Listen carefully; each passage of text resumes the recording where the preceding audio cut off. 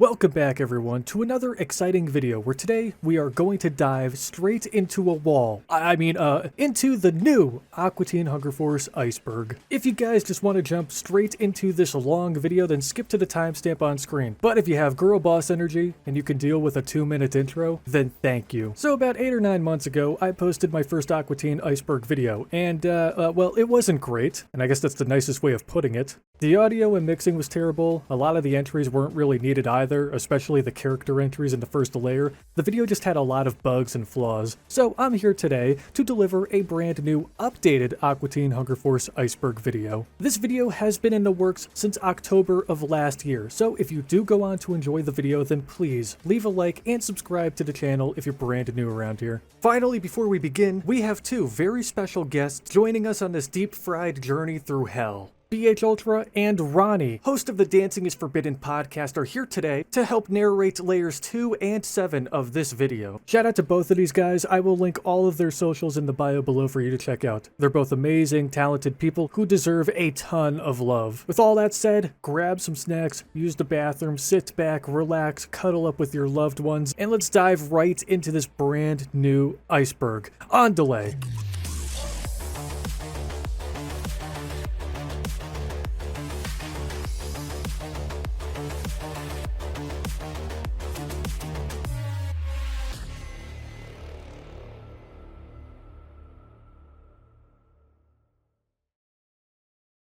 Chicken and beans, chicken and beans. Continuity is forbidden. Okay, so canon isn't forbidden, but the series has almost zero continuity, which is great for new viewers because they don't have to know anything about Season 3 to understand and enjoy Season 9, for example. Everything from character deaths to blown up houses and TVs and characters becoming disfigured does not matter in the grand scheme of things. All tragedies and disasters in the world of Aqua Teen just get reset. However, there are some rare instances of continuity in the series, like characters bringing up past events, and there's also the linkage of the first 3 episodes of Season 5. But besides those examples and a couple of others, the show just does whatever it wants, and there are never any long-term consequences.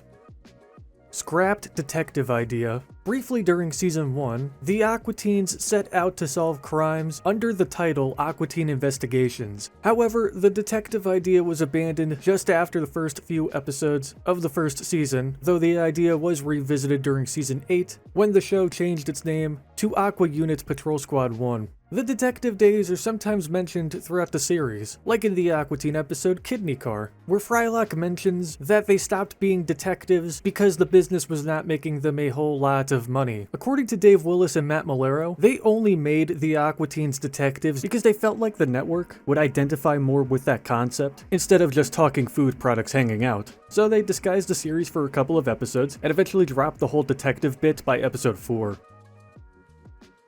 Aqua Teen Hunger Force: movie film for theaters. Aqua Teen Hunger Force: movie film for theaters was the first full-length Aqua Teen movie and Adult Swim's first theatrical release. The film released on April 10th, 2007 and earned a whopping $5.5 million freedom dollars in box office sales. Good lord, that's bussin'. The 2007 Boston Moonlight Panic. In November of 2006, Boston area artist Peter Berdovsky, who goes by the pseudonym Zebler, was hired by Interference Inc. to work on a promotional project, aka a guerrilla marketing campaign for the first ever Aqua Teen Hunger Force movie, which was scheduled to release in April of the following year. The project consisted of hanging up 40 electronic signs throughout certain areas of Boston. These signs were battery-powered LED light brights depicting the Moonanites Ignignok and flipping the bird. Berdovsky agreed and enlisted his friend Sean Stevens to help. So the company sent the guys 40 signs, a list of where to place the signs, and also some do's and don'ts. The signs were placed throughout Boston in January of the following year, and the guys were each paid $300 for their service. The two men also filmed themselves placing each sign throughout the city to prove to Interference Inc. that they completed their mission. However, on the morning of January 31st, 2007, a person spotted one of the Moonanite signs on a stanchion that supports an elevated section of Interstate 93 above Sullivan Boston station. Soon afterwards, the Boston Bomb Squad arrived to the scene and ultimately used a small explosive filled with water to destroy the first electronic sign as a precaution. Throughout the rest of the day, the city of Boston was on pause as more and more of these signs were discovered. Basically, the Boston police and fire departments mistakenly identified these battery-powered LED signs as improvised explosive devices or IEDs. As it turns out, 10 cities were involved in this marketing campaign, which began 2 to 3 weeks before the Boston incident occurred. After about 7 hours, the images on the signs were finally identified as Moonanites, and the police concluded that the incident was just a publicity stunt. As a result, Turner Broadcasting had to pay $1 million to the Boston Police Department and another $1 million to the Department of Homeland Security. Cartoon Network's general manager and executive vice president Jim Staples also resigned from the company. And as for Berdovsky and Stevens, they were also arrested by the Boston Police Department during the evening of the same day for violating Chapter 266, Section 1021.5 of the General Laws of Massachusetts, which states that it's illegal to display a hoax device with the motive to cause citizens to feel threatened, unsafe, and concerned. They were released on a $2,500 bail the following morning. The two gentlemen ended up completing 80 and 60 hours of community service and made a public apology. And Turner Broadcasting also issued a public apology as well. One of the most bizarre moments from this entire fiasco was when Berdovsky and Stevens appeared for a press conference, and instead of answering the media's questions about the panic, they refused to answer any questions not related to haircuts from the 70s. As for the rest of the signs located in other major cities around the United States, some fans quickly acquired as many of these LED lights as they could and tried to auction them off on eBay with prices ranging from $500 to $5,000. So to whoever currently owns one of these authentic signs, I envy you a lot. You are very lucky to have a piece of history in your possession. However, there is still hope for those of you who want one of these LED Moonanite light-up signs based on the 2007 Boston hoax. I did some digging and found an Etsy account that makes identical replicas of these signs for like $350. And you know what? I kinda want to buy one of these signs. I mean, sure, I could be making more responsible decisions with my money, like paying my taxes and replacing my brakes and rotors and getting my car inspected, but I mean, come on guys, which is more important here? Being a responsible taxpayer with a great driving etiquette, or buying a cool LED light for my setup? Yeah, exactly, right? You know, it's a good thing I'm not a financial advisor. Aquadonk Side Pieces. Aquadonk Side Pieces is an online exclusive Aqua Teen miniseries that puts a focus on some of the most popular villains of the series, like the Plutonians, the Moonanites, and Hand Banana. If you search up Aquadonk Side Pieces on YouTube, you will find a playlist of 10 short episodes that are sure to make you laugh your pain and sorrows away. Name changes. For the first 7 seasons, the show's title was Aqua Teen Hunger Force. It wasn't until the introduction of Season 8 where we would see Dave and Matt's desire to mix up the formula by renaming the series for each season going forward. So Aqua Teen Hunger Force was changed to Aqua Unit Patrol Squad 1 in Season 8. Then it was changed to Aqua Something, You Know Whatever for Season 9. Then the title was changed to Aqua TV Show in Season 10. And finally, the show was renamed one more time to Aqua Teen Hunger Force Forever for Season 11. According to Dave Willis, the reason behind the show's many title changes was because he wanted media outlets to write about the show, which kinda worked. Not a spin-off. Aqua Teen Hunger Force has always been labeled as a spin-off of the classic show Space Ghost Coast to Coast. This is because during the days of Coast to Coast, Dave and Matt, the creators of Aqua Teen, wrote an entire episode about Space Ghost not being able to pay a fast food restaurant bill, so the restaurant forced its mascots, the Aqua Teens, onto his show. The executives at the time were not huge fans of the episode idea, but during a production hiatus of Coast to Coast, Dave and Matt asked the network if they could create a pilot based on the newly created fast food characters. Thus, Aqua Teen Hunger Force was born. Eventually, the Space Ghost episode Baffler Meal featuring the Aqua Teens was finally aired in 2003. However, Aqua Teen isn't really a spin-off of Coast to Coast. I personally used to always consider Aqua Teen a spin-off, but after hearing Matt Malero and Ronnie, the host of the Dancing is Forbidden podcast, discuss why the series isn't in fact a real spin-off, I now understand why it isn't. Credit to Ronnie for letting me use his podcast audio, by the way. I will probably refer to this specific episode of the Dancing is Forbidden podcast for a few entries in this video, so shout out again to the amazing Ronnie and his awesome podcast, which you should 100% check out. I don't know if you've heard this rumor, but I'd like to nip this one in the bud, but Aqua Teen is not a spinoff from Space Ghost. Right. It never was. Yeah. And I've seen it reported that way, and it's totally its own thing. So, Right. Yeah. It's like a spin-off from a script that got rejected, but it's not like a real spin-off, something like the Brack Show, where like the characters were actually in space. Yeah. Right.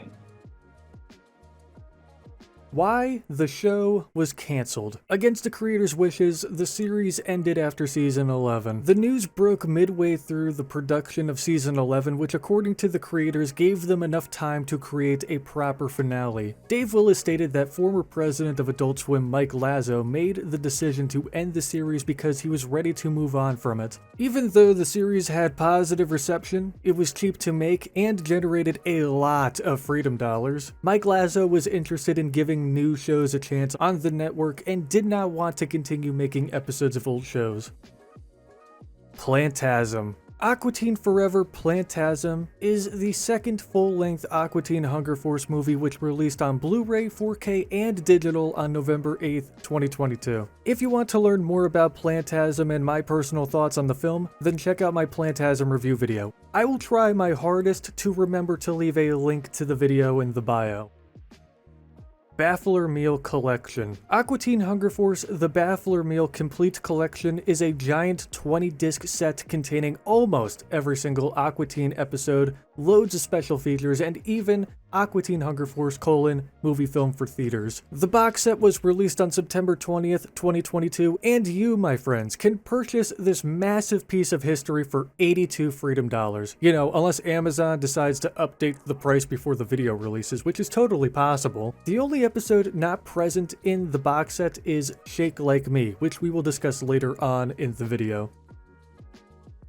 April Fool's 2007. On April 1st, 2007, Adult Swim promised to air the first Aqua Teen Hunger Force movie in its entirety before its theatrical release, and to everyone's surprise, Adult Swim stuck to their promise. They did play the entire movie, but the first 2 minutes of the film played in full screen, before the rest of the film was aired in a tiny 1x1 box in the bottom corner of the screen while the normal Adult Swim block played. So again, Adult Swim stuck to their promise of airing the entire movie. You just needed a f***ing magnifying glass to see the film. And let me tell you guys something. 7-year-old me wasn't super happy after staying up late just to get punked. Zombie Ninja Pro-Am. Aqua Teen Hunger Force Zombie Ninja Pro-Am is a PlayStation 2 exclusive video game title based on the Adult Swim series. It's a hybrid kart racing fighting golf game that takes place across several New Jersey courses. The game released in North America on November 5th, 2007, in Australia on November 15th, and in Europe on November 16th. Season 12. Recently, it had been announced that Aqua Teen Hunger Force, the series, would be resurrected for a 12th season consisting of 5 episodes. Yes, that's right, you heard me correctly. You may clap, you may cheer, you may cry. However, this news isn't exactly new information. On the Dancing is Forbidden podcast episode featuring Matt Malero, it was revealed that 5 new Aqua Teens were ordered. Well, did you know we're doing 5 new ones right now? 5 new ones? Yeah. 5 new Aqua Teens. Yeah. And so we almost brought it back in. No, you're not. You're with me. I'm not, man. In fact, as soon as I'm done with you, I'm getting back on with Dave. We're wrapping up the first script. So. Oh, wow. Yeah, I'm serious. They ordered 5 more. Now, there is no word on when exactly we will receive Season 12 of Aqua Teen, but if I had to make an educated guess, I would say towards the end of 2023, probably in the fall, but we'll see what happens. Either way, let us rejoice.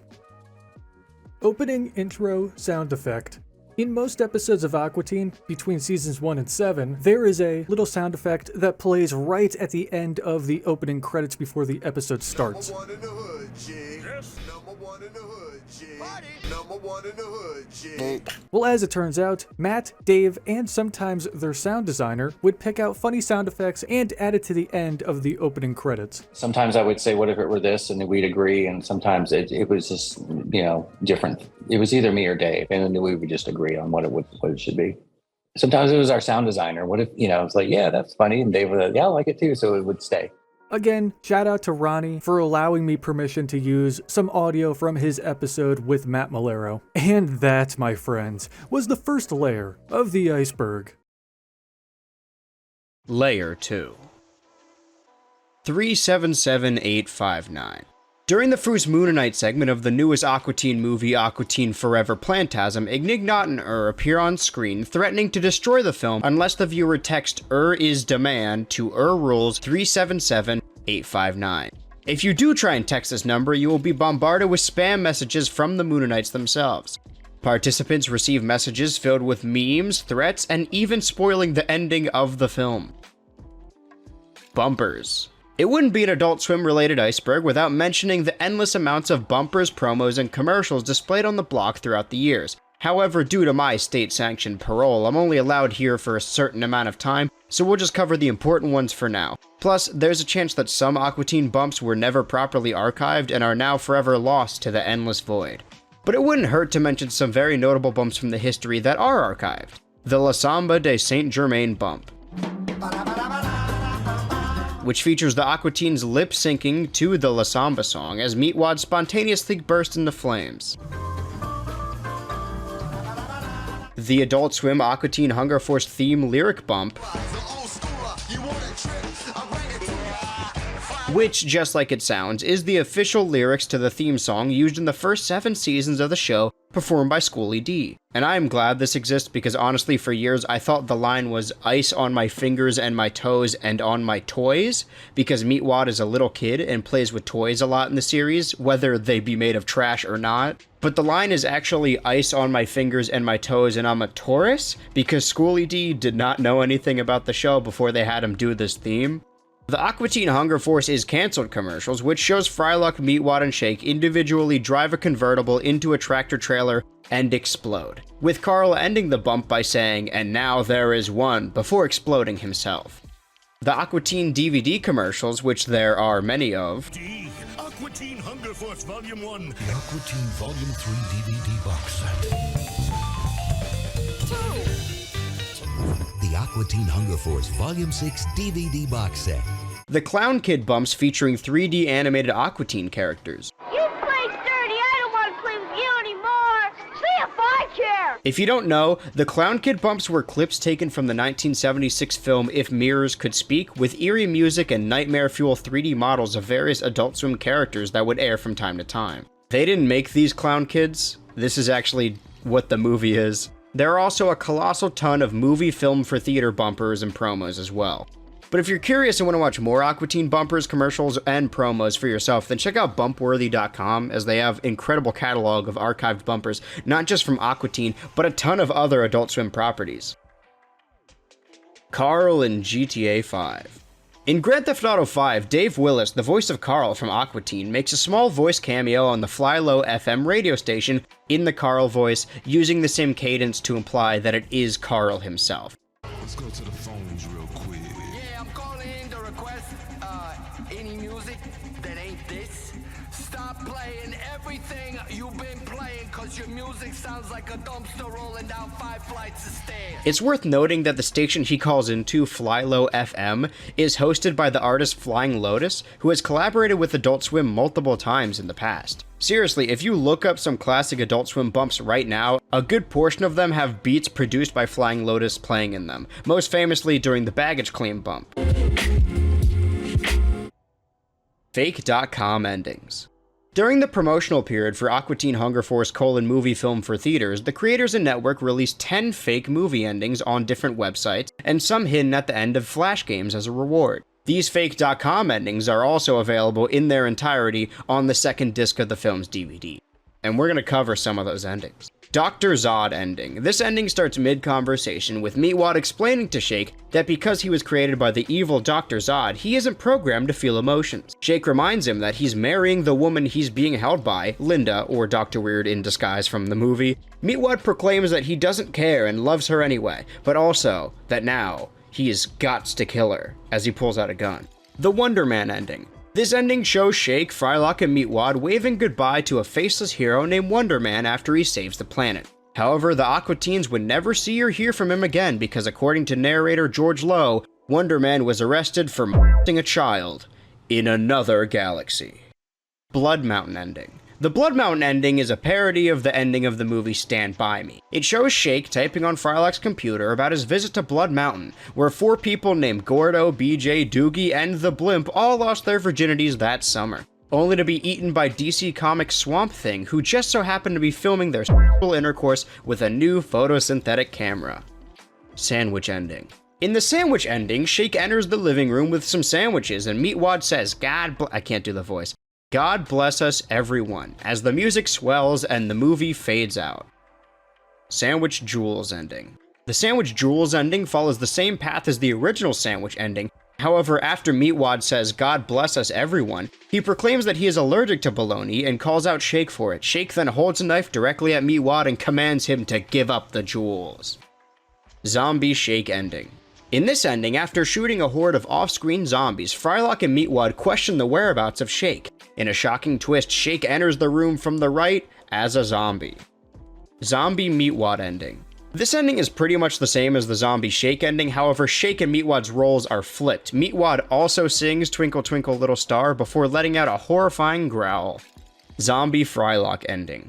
Once again, Shake and Frylock are slaying a bunch of off-screen zombies. Once the fight is over, Shake congratulates Frylock, who, in another shocking twist, is actually a zombie. Determinator ending. In this ending, Shake is watching television in the living room until Meatwad teleports into the room demanding a motorcycle, boots, and clothes. When Shake explains that he doesn't own any of those items, he gets shot in the face. If it wasn't obvious enough already, the Determinator ending is supposed to be a parody of the Terminator franchise. Earth ending. This last fake ending shows Earth, with Shake narrating off-screen about how the planet's resources are so precious to humanity, and that we're running out. The ending concludes with Shake commanding the viewers that the next time they fill up their car's gas tank, just don't. It's that simple. Followed by the Earth exploding. Failed Space Kotaz spin-off. Space Kotaz is a failed spin-off of Aqua Teen Hunger Force centered around an ongoing feud between the Moonanites and Plutonians. The project was cancelled because Adult Swim felt there was little, if anything, that could be done with the characters. So instead of becoming its own series, the failed 10-minute pilot for the show was split up and included at the beginning of every episode of Season 3 of Aqua Teen, replacing the Dr. Weird and Steve cold openings from the seasons prior. The full episode is available as an extra on Disc 2 of the Volume 4 DVD box set and the Baffler meal set as well. It's worth mentioning that although Space Caduce is not part of that spin-off, it was created in spirit of that idea. Have Yourself a Meaty Little Christmas. Have Yourself a Meaty Little Christmas is an Aqua Teen Christmas album which released on November 3rd, 2009, and features such classics as Feliz Navidad, Hark, the Herald Angels Rap, Jingle Bells Deep, Santa Left a Booger in My Stocking, I'll Be Home for Christmas, 'Twas the Night Before Jesus, Frosty the Red-Nosed Snowman, I Sure Hope I Don't Have to Beat Your ass This Christmas, The Little Drum Machine Boy, All I Want for Christmas Is My One Front Tooth, Oh Holy Tonight, Silent Night, and I'll Be Home the Day After Christmas. Explosion Gag. The explosion gag refers to how items like a TV remote randomly explode whenever a character throws them to the ground. Despite the lack of continuity in the series, some fans believe that because the explosion gag was introduced after the episode Superhero, objects explode because either Shake is still full of radiation or toxic waste, or the floor itself is radioactive. Or perhaps Shake has an unconfirmed superpower. However, like stated before, there is questionable canonicity, and the episode, like most, ends with Shake being disfigured beyond repair, which does not stay to later episodes.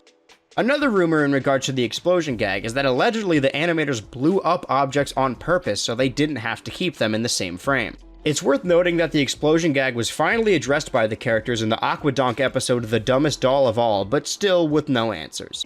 Why does your floor make stuff blow up? I'm with you on that. I've never understood that. See, look here.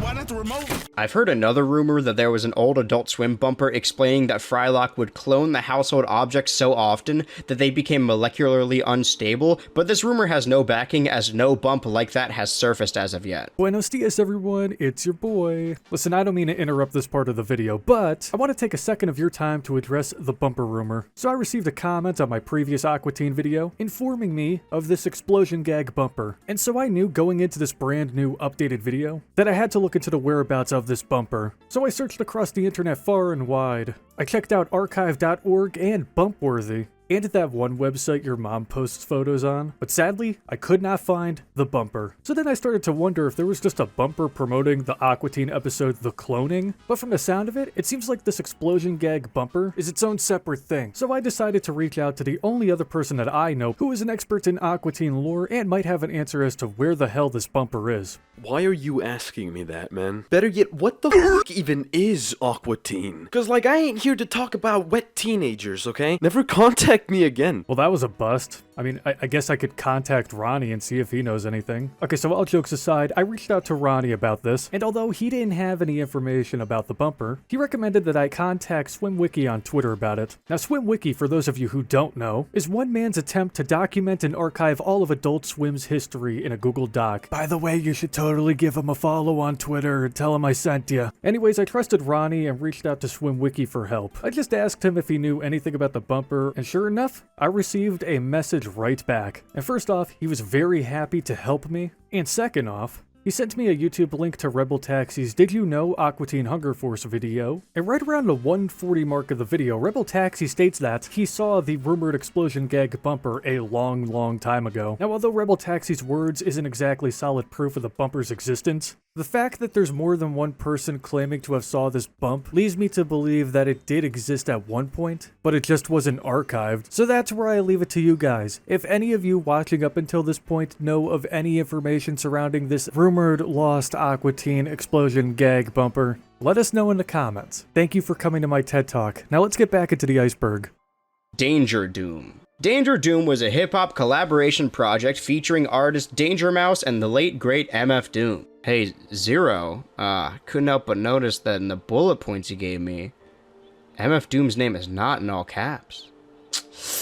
That's gonna dock you some points, tisk tisk. Let's see. I made a severe and continuous lapse in my judgment, and I don't expect to be forgiven. I'm simply here to apologize. I blame my keyboard. Their album, The Mouse and the Mask, features tons of references and characters from Adult Swim programs like Harvey Birdman, and of course, Aqua Teen.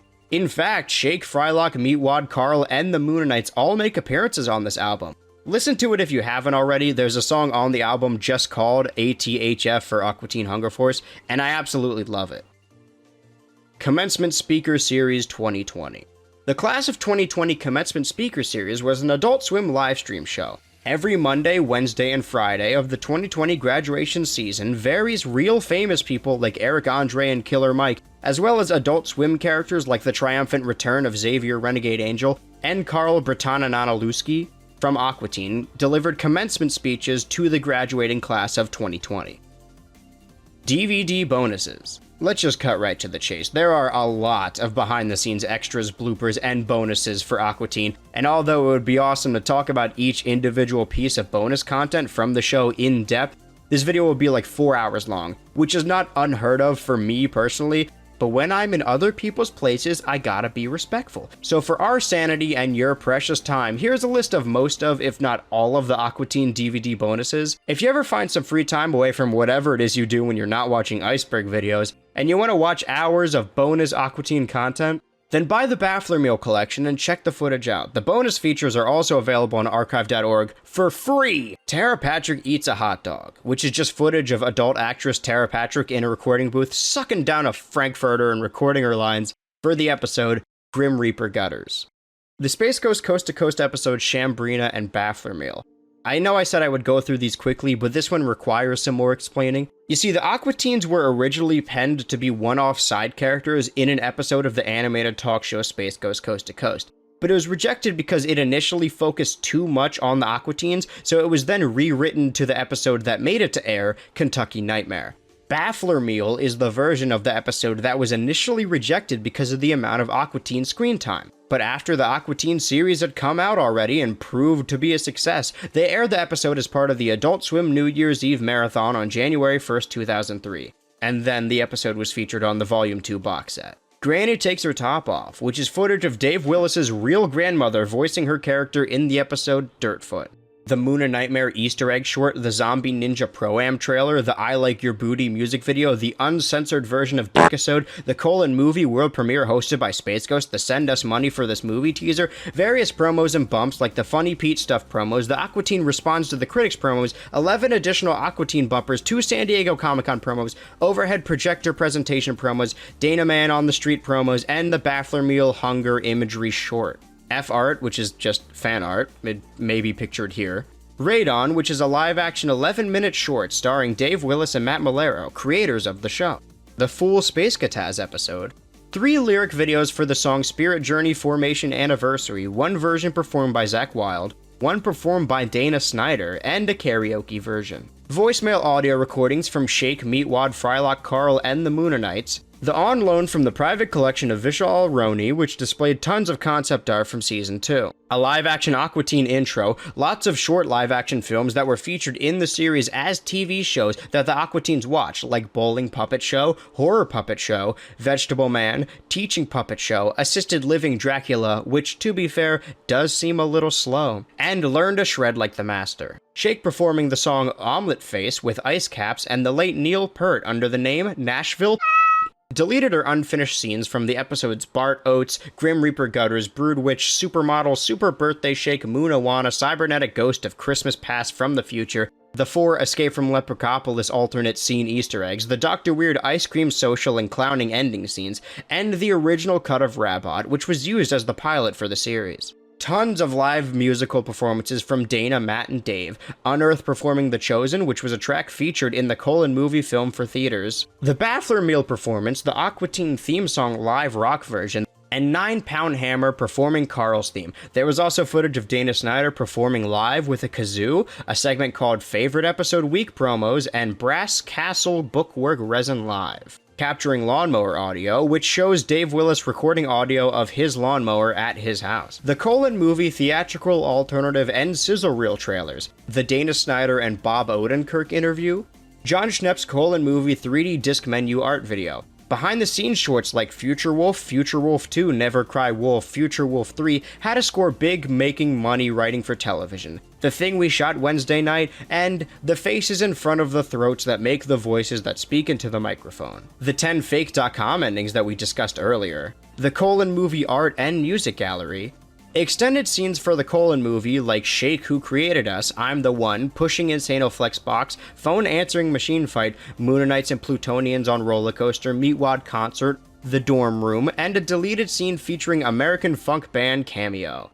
Behind the scenes footage of Cameo, Mastodon, and the Lobby Singers recording their tracks. And finally, the deleted movie.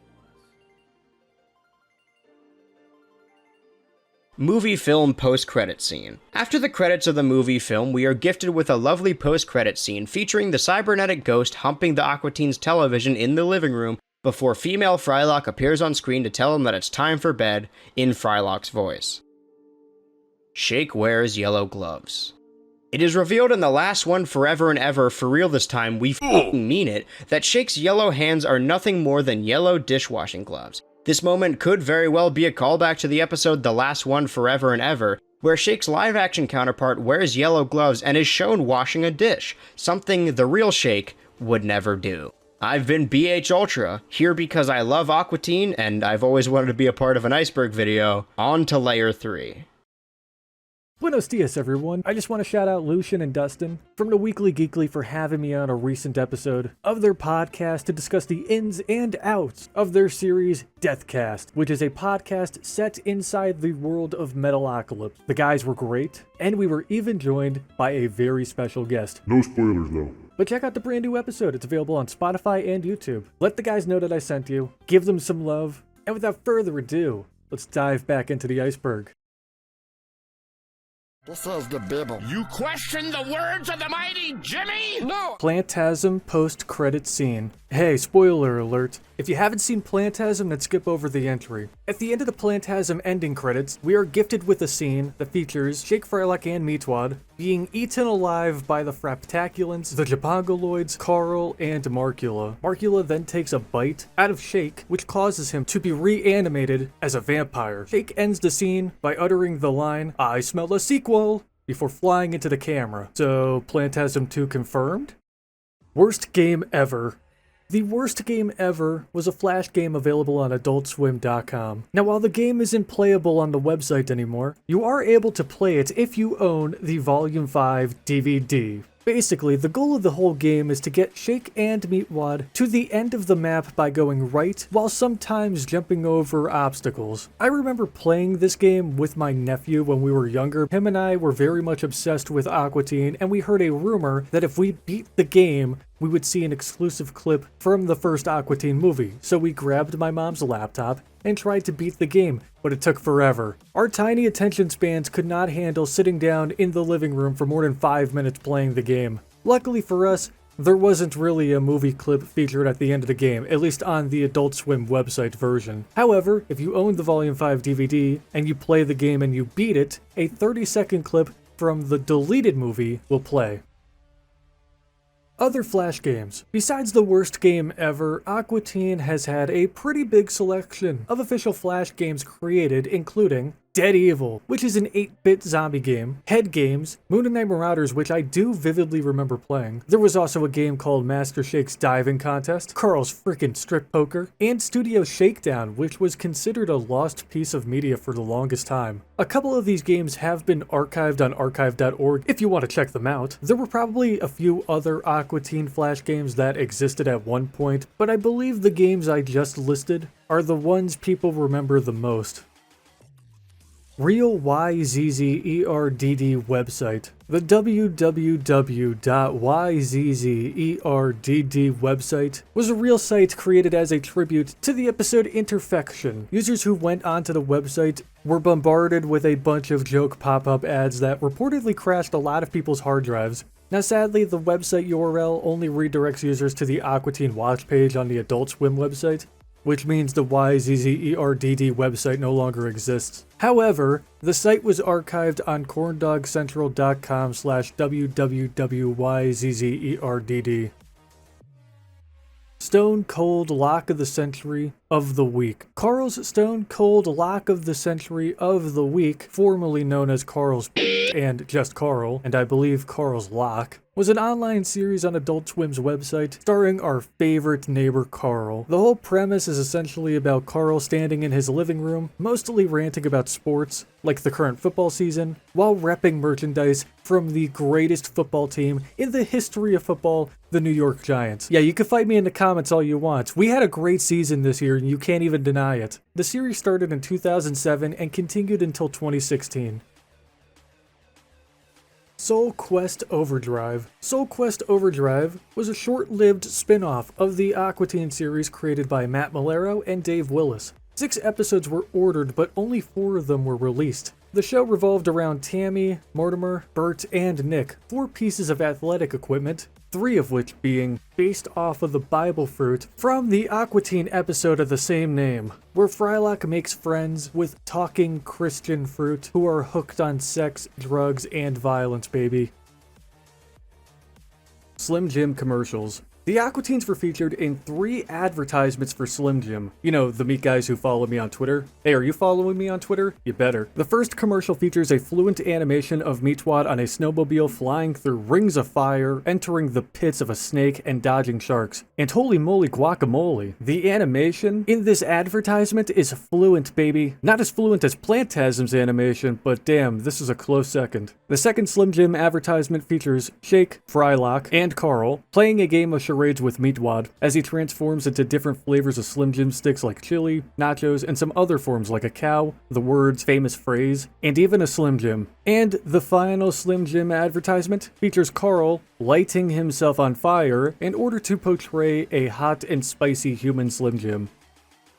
Carl's rant on Deadpool 2. During the promotional period of Deadpool 2, Adult Swim and the Aqua Teen creators put together a promotional video featuring Carl dressed up as Deadpool and Meatwad hitting him with a flamethrower, because why not? Fourth wall breaks.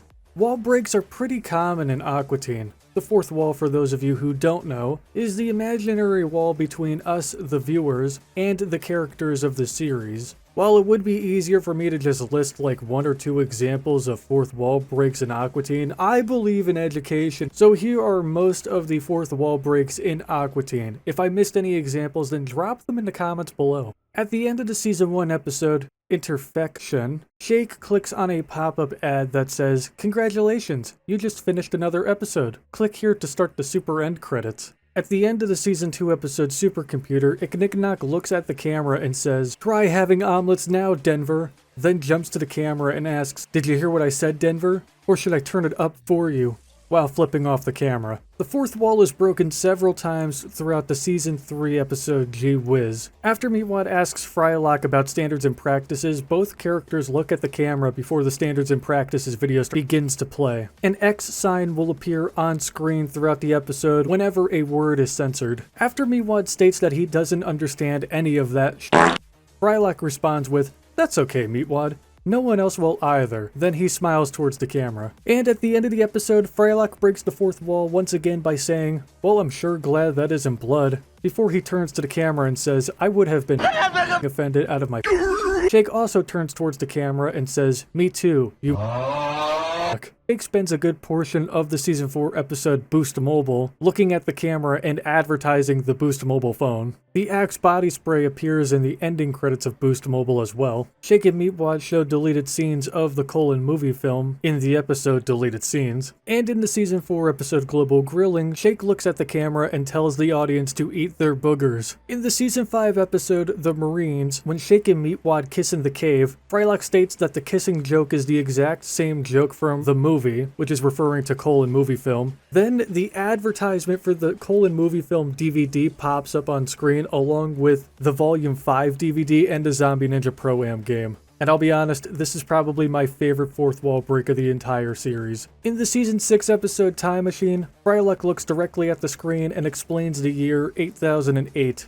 In the Season 7 episode A PE Christmas, Shake looks outside of the window directly at the audience and talks about how something changed him at the church service. In the episode Rubberman, Meatwad mentions how he wants Samuel L. Jackson to appear on the show. In the episode Egg Ball, Shake mentions that Family Guy had a pinball machine, and then questioned why he didn't have one. There are several fourth wall breaks throughout the 100th episode, like the 100 monster trying to tell Frylock about the 100th episode of Aqua Teen Hunger Force, and when Shake takes a flight to Century City, California to confront the Adult Swim executives, in which Dana Snyder, the voice actor for Shake, pops out of Shake's body and confronts the executives about being underpaid for years. And during the end credits when Dana Snyder shows the Aqua Unit Patrol Squad episode to the Adult Swim executives, which they don't enjoy because of some of the jokes going too far. In the episode Alan Parts 1, Frylock and Shake briefly discuss the state of the old and new series. At the end of the episode Freedom Cobra, Shake states that no one can tell that he's sad before looking at the camera and says, "After I've eaten them." In the episode Vampirus, Frylock pulls out the Volume 6 DVD but mistakenly calls it Season 8. In the episode Lasagna, Lance advertises his products from ScamWow. In the Season 9 episode The Granite Family, the Fox looks at the viewers and says, "Sundays at 9. In the episode Banana Planet, after Frylock introduces themselves to the monkeys, Meatwad sings the Aqua Teen Hunger Force theme song. In the episode Working Stiffs, when Carl, Meatwad, and Shake are discussing the assassination plan, and Meatwad explains that he's going to buy all the cable TV he wants after getting his cut, Carl asks Meatwad if he's out of his mind for paying for cable TV, and then all three of the characters look at the camera and say, "You're stupid." And finally, in the Season 11 episode, The Greatest Story Ever Told, Jake and Meatwad are seen watching the previous week's episode, and in the post-credit scene for the episode, the Aqua Teens and Carl mention the end of the series. Okay, that was way more fourth wall breaks than I thought. Oh wait, I forgot. There's also the Moonanite fourth wall breaks in Plantasm, and I think the post-credit scene counts as a fourth wall break as well. Again, there's probably more, so just let me know in the comments if I missed one. Aqua Child Hunger Force. On April Fool's 2021, Adult Swim became Adult Swim Junior, a kids block, which possibly spoofed the then upcoming preschool Cartoon Network block Cartoonito. Shows and bumpers were dubbed over using children's voices with some adult language replaced with more child-friendly terms, Basically what we're forced to do here on YouTube now. Thanks a lot, you corpos. Many Adult Swim properties were reanimated in a childlike style for the bumpers that premiered that night, like Space Ghost, which became Space Kid, Crib to Crib. Metalocalypse, which became Metalocalypse Babies. The Venger Bros, which turned into The Venger Nephews, and of course, Aqua Teen Hunger Force, which was turned into Aqua Child Hunger Force. Only 2 shows that night received the Adult Swim Junior treatment, Rick and Morty and Aqua Teen, specifically the episode Revenge of the Mooninites. Frylock, do we have any soda pop? No, we don't. Soda pop is bad for you. What about nitrous, man? Shut up, The episode was fully dubbed over using child voice actors, and yes, that includes the intro and outro. The full dubbed over episode can be found on archive.org, and I totally recommend checking it out because it's just hilarious. Oglethorpe's dad. The episode Space Caduce, to my knowledge, is the first and only time in the series where we get to see a new Plutonian character. Prior to the episode, Oglethorpe and Emery are the only 2 Plutonians shown in the series, but at the end of the episode, we are introduced to Oglethorpe's dad. Boston. Boston is an episode of Aqua Teen Hunger Force that parodies the 2007 Boston Scare. It was supposed to be the first episode of Season 5, but was pulled by Turner Legal to avoid further controversy surrounding the incident and was never formally released. The episode had allegedly went through several rewrites and edits due to the network who were concerned about the episode, which resulted in 3 different versions of Boston, all of which were ultimately rejected. However, an unfinished version of Boston leaked online in January of 2015, 8 years after the Boston incident. The leaked Boston episode was uploaded to YouTube and went virtually undetected until news outlets and websites began to report on the incident. While the original upload was removed from YouTube, people have saved and re-uploaded the episode onto other websites like archive.org, which you can check out if you want to get a taste of Boston for yourself. Not the city, just the episode. Stay far away from Boston, unless you like to get yelled at. According to a statement from Dave Willis in regards to the leaked episode, he mentioned that the episode was going to be completed for the current run of the show they were working on at the time, but then they were not allowed to finish it, and then the episode leaked, and whoever leaked it is a giant jerk. However, the Boston assets did not go to waste. Towards the end of the leaked Boston episode, the Mooninites are seen in a dark cave wearing beards and turbans and standing in front of a TV. That same exact cave was repurposed for the episode The Marines. Not only that, but the art of Ignignok and dressed up with turbans and beards, and even Meatwad wired up, can be seen on the artwork for the Volume 5 DVD box set, and elements of Meatwad dressed up as a rapper were reused in the episode Bookie. The Breaking Bad cameo. In the Breaking Bad episode IFT, we can clearly see Walt Jr. watching the Aqua Teen episode Chick Magnet. The Sopranos cameo. In the Sopranos episode Johnny Cakes, AJ is seen on the couch watching the Aqua Teen episode Escape from Leprechapolis. And that, my friends, was the 3rd layer of the iceberg.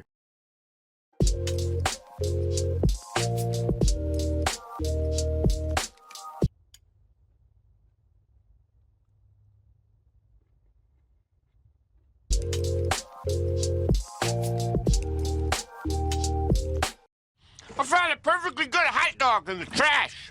Meatwad Hot Air Balloon. In the wonderful year of 2010, the Adult Swim shop offered 2 very outlandish items inspired by 2 popular IPs owned by the network. A Metalocalypse blood fountain, which I discussed more in the Metalocalypse Iceberg video, and of course, the Aqua Teen Meatwad Hot Air Balloon. This balloon was listed on the Adult Swim shop for 70 grand. Sweet Captain Christ. And during the period of time when the balloon was available, nobody reportedly purchased it. There are also no photos of the finished balloon because the product was intended to be built upon order. The same goes for the Metalocalypse fountain, which nobody purchased as well. The product description for the balloon states the following. Let's assume that you're an Aqua Teen Hunger Force fanatic, granted, who has amassed a ridiculous fortune, because why not? And want to dump a huge chunk of change financing a series of fantastic voyages, obviously. How exactly does one begin such an undertaking? What's the crucial first step?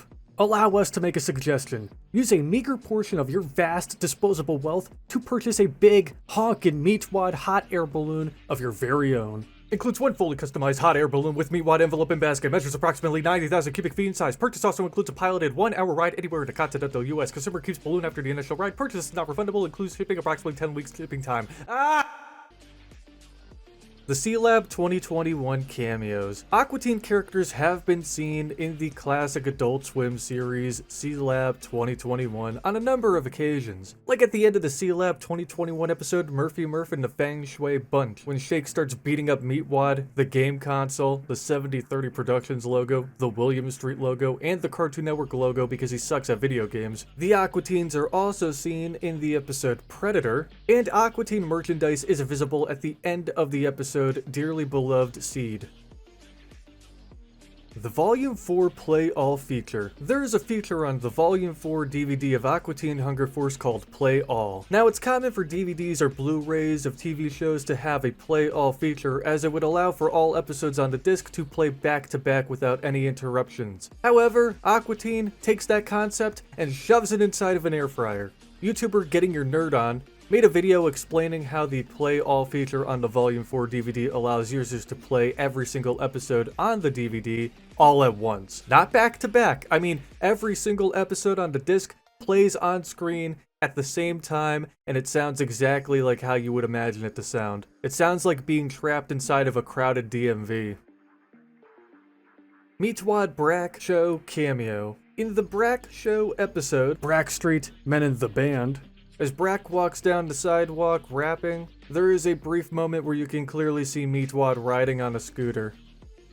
The Robot Chicken cameos. Meatwad, Frylock, and Shake are seen in the Robot Chicken episode Plastic Buffet. Shake is seen in multiple episodes like Suck It, 1987, and Immortal. In the episode Book of Corinne, the annoying fat Reddit moderator is seen wearing a Meatwad t-shirt. The kid is also seen in the episode Werewolf vs. Unicorn. The Meatwad t-shirt is also featured in the episodes In a DVD Factory, I Love Her, President Who Forbids It, and The Robot Chicken Lots of Holidays. But don't worry, Christmas is still in there, so pull the stick out of your Fox News special. These are just the references and cameos that I could find. I'm positive there are tons of others, but I think you guys get the point. Dana Snyder drunk voice message. This entry refers to the fact that Dana Snyder got the job of voicing Master Shake through an old college friend who went to high school with Dave Willis. Ronnie will be talking more about this old friend later on in Layer 7. But basically, Dave was looking for voice actors and his friend recommended Snyder. So Dana got drunk and left a very wild voice message on Dave Willis's answering machine. And Dave loved the messages, but accidentally erased the recording and asked Dana to re-record himself, which he did, but this time sober. However, Willis wasn't super ecstatic on the second recording, so he asked Dana to try again and make it sound like the first drunk recording. And as to not disappoint Dave, Snyder went out with some friends, got wasted, and left another 3 a.m. message and was given the job right after. Hanna-Barbera assets. Much of the backgrounds and features from the early episodes of Aqua Teen were assets from Hanna-Barbera shows like SWAT Kats, Johnny Quest, and even the Powerpuff Girls. Some examples being Olgar's spaceship, which was recycled and given to the Plutonians, Downtown in the episode Rabot, the Powerpuff Mall, which was used in the pilot episode of the Powerpuff Girls, the Belle Isle Asylum entrance scene, which was taken from the 1996 Johnny Quest series, and the shot of Dr. Weird's castle was originally the Himalayan outpost from the Monster in the Monastery episode of the 1964 Johnny Quest series. The reason why Aqua Teen used a lot of these assets in early episodes was simply because the network just didn't have a lot of money at the time, but had complete access to the Hanna-Barbera library. 12-ounce mouse references.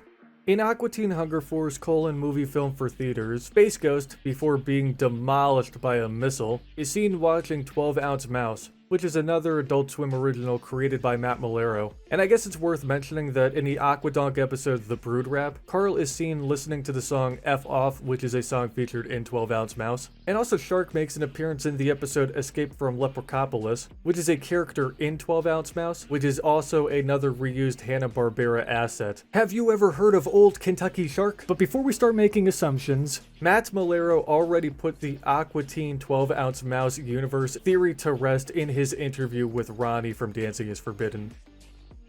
Too Wicked lore. Carl's beautiful car, Too Wicked, believe it or not, was Matt Malero's real-life car, which was a Dodge Stealth ES. According to his Dancing is Forbidden interview, he took a photo of the car for the pilot episode of Aqua Teen, and Bob Pettit, one of the artists for the series, drew the decals on it. He also revealed that the name Too Wicked comes from a Lynch Mob song, and that the episode Kidney Car was based on him donating his car to the Kidney Foundation. What a good guy. Oh, and Adult Swim gave away a replica of Too Wicked back in 2015. Ghosts of E.T. for the Atari 2600. The Mooninites were first conceived as the ghosts of the failed E.T. game for the Atari 2600. For context, Atari created a game based on the popular E.T. film. However, it was a financial disaster. All of the customer return copies were then buried in a desert in New Mexico, because what else is a gaming company supposed to do when their product turns into a consumer's nightmare? Maybe Halo Infinite should be buried as well. Just a heads up though, the creators didn't end up keeping the idea for the Mooninites being ghosts of the failed ET game. While we're on the topic of video games, I guess it's worth mentioning that the TV screen in the episode Video Ouija flashes green and pink, which of course are Ignignok and Ur's colors. Carl's Jr. advertisement. You can't even make this up. Carl from Aqua Teen was featured in a Carl's Jr. and Hardee's commercial, and it's exactly like what you would imagine. Half-naked Carl cleaning off his car, getting all soapy with sauce, and enjoying a nice, tasty, juicy burger. Hell yes! Carl's PlayStation 4 commercial. Besides topless car wash burger commercials, Carl has also dabbled in the world of PlayStation marketing. In January of 2017, Sony released a PS4 advertisement featuring Carl getting his hands dirty with some Call of Duty Infinite Warfare. Since we're talking about PlayStation, Carl, Meatwad, Shake, and Frylock also appear in a PlayStation Vue commercial. Carl's KFC commercial. Man, I'm starting to think that Carl is desperate for airtime. Once again, Carl is back on your TV screens, this time promoting KFC chicken. And that, my friends, was the fourth layer of the iceberg.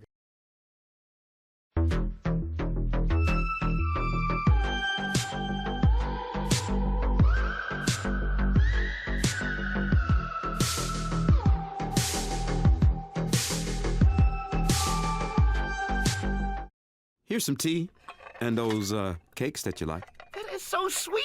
Death Fighter. So Death Fighter is a rumored sequel to Colon movie film. For over a decade now, the proposed sequel had been mentioned a number of times in interviews and statements from Dave Willis, Matt Molero, and even staff members from Radical Access. These statements regarding the film included script updates, potential release windows, the possibility of the film being in 3D, convincing the network to make another film, and Dave Willis even stating in a 2015 Reddit AMA that he would love to kickstart the project and would just need a small loan of $3.4 million. But ever since that 2015 AMA, we've heard zero updates regarding the project. There was a fan petition, created soon after the passing of C. Martin Crocker, begging the network to either greenlight Death Fighter or just another Aqua Teen season. But the petition sadly passed away with only 18 supporters. However, on Matt's Dancing is Forbidden podcast episode, he was asked if he and Dave considered making the rumored Death Fighter movie when approached to make the new Aqua Teen movie, which we now know as Plantasm. And Molero said, "We thought about it, but it's so good that we thought, let's wait for a third one. Let's wait until we have more money to make it because it requires a lot more intense animation and more big A-lister actors." While we're on the topic of Death Fighter, Aqua Teen artist Robert Pettit, who you should follow on Twitter, recently posted this picture he created while testing out a brand new font. And according to him, because of this image, the Death Fighter rumors began to spark. But was it a joke? I don't know, son. I just don't know. Go ask your mother. Although I am very happy with both Colon and Plantasm, and just very grateful in general that Aqua Teen now has 2 movies under its belt, I would do a lot of awful things just to see Matt and Dave bring Death Fighter to life. You know, if it's real. So hey, Adult Swim, if the next season of Aqua Teen does very well, can you please give Dave and Matt more money? Destructathon. Aqua Teen Hunger Force Destructathon is a single-player, action, reflex mobile game released in 2004 and created and published by Glue Mobile. The goal of the game is to hit various items as far as possible across the level to complete a number of challenges and unlocks while playing as either Shake, Meatwad, or Frylock. Adult Swim Brain Trust. Adult Swim Brain Trust, or the Anime Talk Show, was an animated special that aired on Adult Swim in November of 2004. The special revolved around the unofficial pilot for Squidbillies. The special featured Space Ghost, who hosted a focus group discussion about the unofficial Squidbillies pilot, with other characters like Early, Sharko, Zorak, and Meatwad, along with the cybernetic ghost of Christmas Past from the future who makes a cameo as a caller. And just a fun fact, the name Anime Talk Show comes from the fact that the special aired after the premiere of Perfect Hair Forever, which was another show created by Matt Molero, along with Mike Lazo and Matt Harrigan, which aired in place of what was supposed to have been the premiere of Squidbillies. And just another random fact, a lot of voice actors from Aqua Teen are featured in Perfect Hair Forever, like Dave Willis, George Lowe, C. Martin Crocker, and more.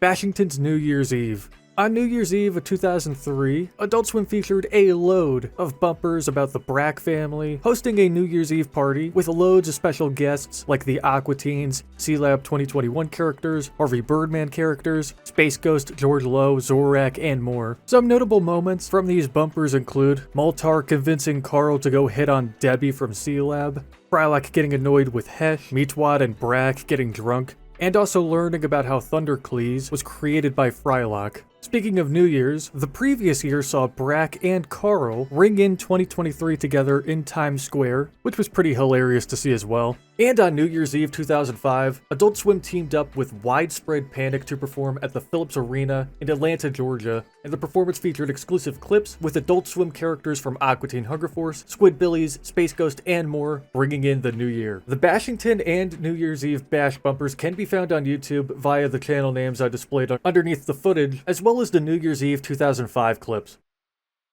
Matt Molero credit gag. In the ending credits for some of the Season 7 episodes, Matt Molero's name is altered. In Rabot Redux, Matt is credited as Matamorph Molerodine. In the episode Egg Ball, his name is credited as Mr. Matt Molero. In the episode Monster, he's credited as Matt Marin County Molero. In Hands on a Hamburger, he's credited as Matthew D2 Molero. And in the episode 100, he's credited as comedian Matt Craig Harton Fan Club Molero. And in a lot of other episodes, he's mostly credited as the amazing voice of Matt Molero. Oh, and of course, he was also credited as Molero in the ending credits of episode, which is a word I can't say on YouTube anymore. Shake Like Me, pulled from streaming. Way back towards the beginning of the video, I mentioned that the episode Shake Like Me was the only episode officially released to not make the Baffler Meal box set cut. Well, besides not being included on the box set, HBO Max had also pulled the episode from its streaming platform as of June 2020. However, the episode is still available on the Season 6 DVD and can also be found online. The Squidbillies Moonanite Chains. In the Squidbillies episode, As Best As I Can, T-Pain is seen rocking some Moonanite ice. What's even crazier is that T-Pain has Ignignok and chains in real life. In fact, he is seen wearing those exact chains in the live-action Aqua Teen episode, The Last One Forever and Ever. Coin Hunt 2015. On April Fool's 2015, Adult Swim had the main cast of Aqua Teen partake in a version of the Coin Hunt game from the Fish Center program. Shake, Frylock, Meatwad, and Carl earned points by moving towards superimposed coins in a marathon of episodes. And by superimposed, I mean the coins were on screen and they would not go away. Rabot Rough Cut. There are 3 versions of the Aqua Teen pilot's Rabot: the final version, the stealth pilot that premiered prior to Adult Swim, and the Rough Cut, which I want to briefly discuss because there are a lot of notable differences between the Rough Cut and the official version. I mean, for starters, the inside living room of the Aqua Teen's house is shown in this Rough Cut version, and quite a number of scenes take place here, but those scenes in the living room altogether were removed from the stealth and final cuts. The living room in general just looks pretty wild in terms of its animation. Like, the layout is pretty identical to the current living room we know now, but the textures were very wacky. There's even a door that leads to a laboratory. Shake also had a reoccurring catchphrase. Originally, blank is forbidden was going to be his catchphrase, but from my understanding, the creators realized how redundant that saying was in the rough cut, so they just kept the dancing is forbidden statement in the final cut, and also included that line in the outro credit song, and just dropped the catchphrase idea altogether. The cold opening was much longer than the final cut, and also wasn't quite finished. Like, the scene mostly showed early storyboard designs of Dr. Weird and Steve because they were not animated yet. There were also some other random scientists in the storyboard sketches as well, hence why Dr. Weird's opening line was "Gentlemen," because there was more than one person in the room. A mechanical frog makes an appearance right after the Rabot escapes, and I believe the mechanical frog is also in the stealth pilot, but was completely thrown out in the final cut. At one point, Frylock tries to attack the Rabot, but completely misses, and that's not even scratching the surface. There are dozens of other differences between the rough and final cuts, so if you want to see the director's cut, then grab a copy of the Volume 1 DVD, or the Baffler Meal box set. Napkin Lad. Napkin Lad originated as an idea for the Space Ghost Coast to Coast episode Baffler Meal. He would have been killed off by the end of the episode from having water poured on him. Todd Hansen, a writer for The Onion, and the voices of Dan Halen on Squidbillies, the www.yzzerd.com. Oh wait, my sincerest apologies, it's pronounced wizard. And a Hypnogerm pitched the character during the development of Baffler Meal. However, the character and concept was ultimately scrapped. Eventually, Napkin Lad did end up seeing the light of day in the Aqua Teen episode Last Dance for Napkin Lad, where the character appears as a spy, and was even voiced by his creator, Tom Hansen.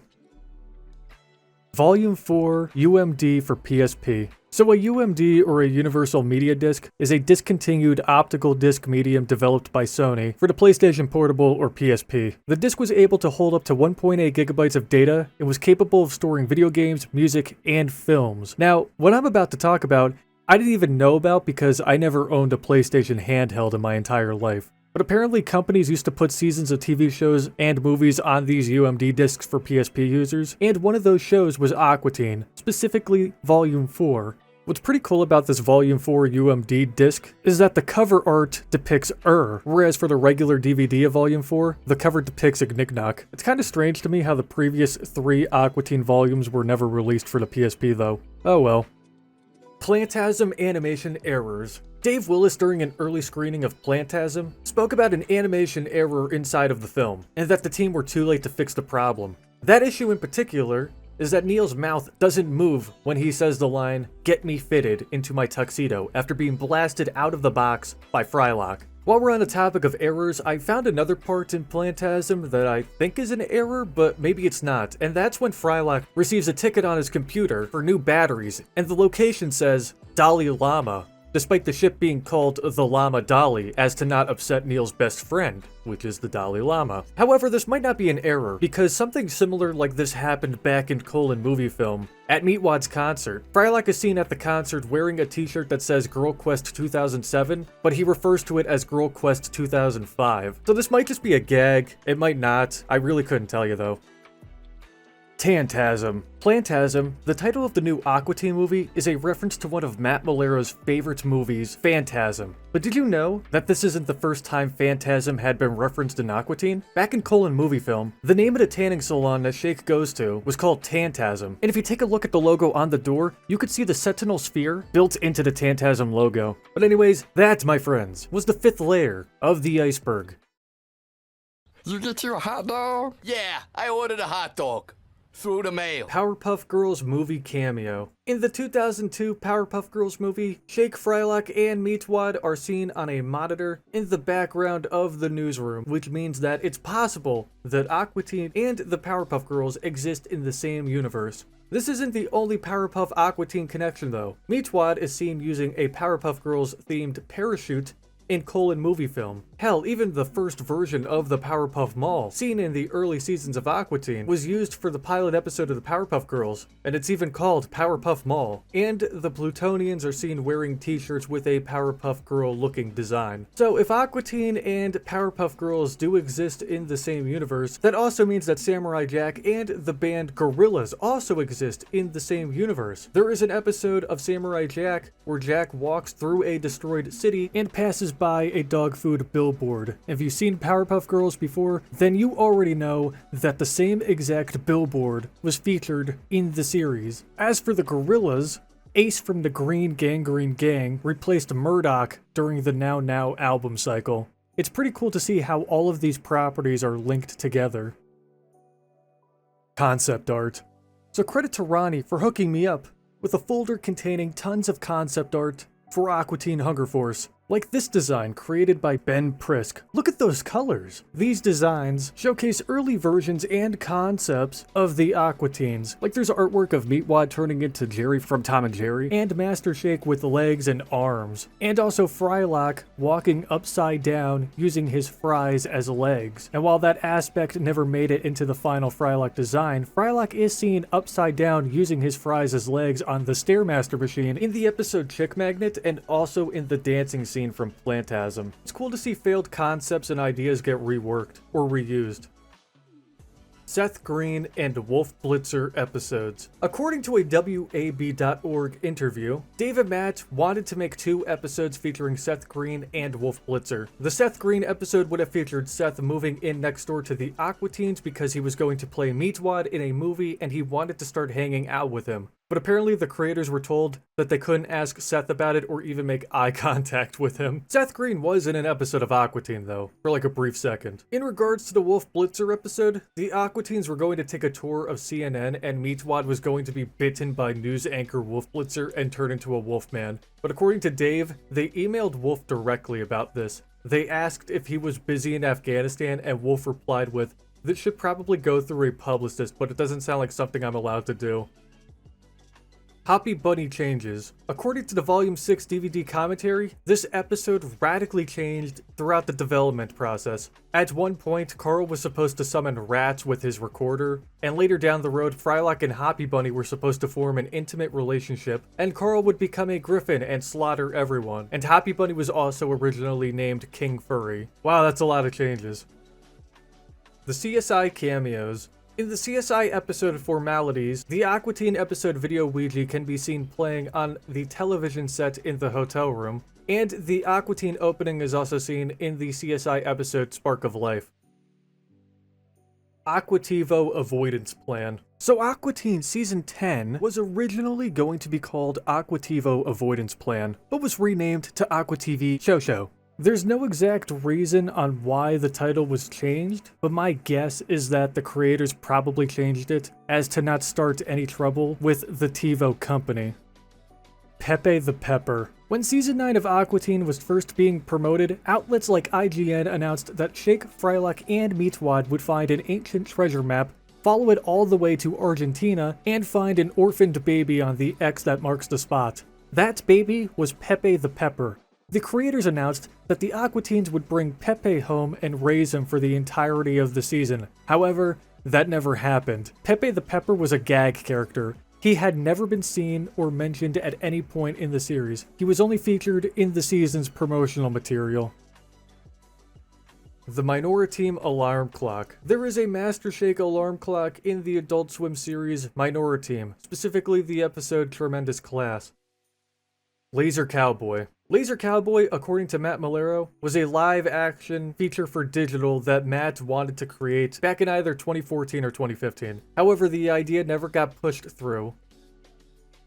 Butt Frenzy Troll. So Butt Frenzy is a naughty magazine that's featured in episodes like The Meat Zone, Dirtfoot, and Grim Reaper Gutters. And believe it or not, the butts featured in the magazine are the butts of the writers of the show. The reason behind this gag was so the writers could moon everyone who watched the series.